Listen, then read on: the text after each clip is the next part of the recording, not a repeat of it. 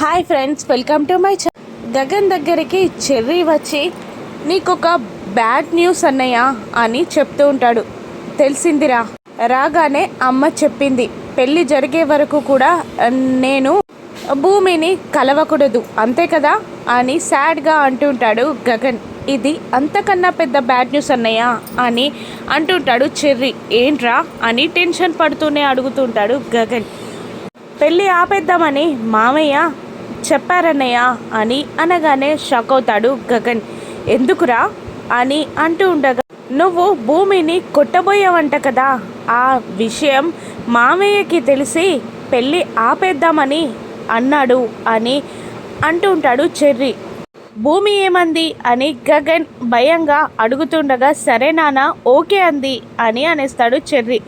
దాంతో బాధగా, ఇన్నాళ్ళుగా నా ప్రేమ ఆప్యాయత భూమికి కనిపించలేదారా అని గగన్ బాధపడుతూ చెర్రీని అడుగుతుండగా, కనిపించింది కాబట్టే నువ్వు కోపంగా రూమ్ నుండి వెళ్ళిపోయాక మామయ్య వచ్చి ఏమైంది అని అడిగితే చిన్న రొమాంటిక్ ఫైట్ అని చెప్పింది.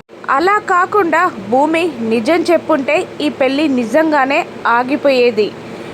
పెళ్ళి ఆగిపోయిందని నేను నీకు చిన్న అబద్ధం చెప్పానంతే అని చెర్రీ అనగానే గుండె మీద చెయ్యి వేసుకొని రిలాక్స్ అవుతాడు గగన్.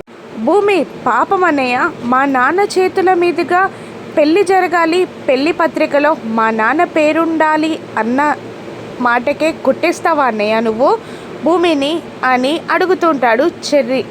చెర్రీ మాటలకి బాధపడుతూ ఉంటాడు గగన్. చెర్రీ మాటలతో బుద్ధి తెచ్చుకున్న గగన్ భూమికి కాల్ చేస్తూ ఉంటాడు.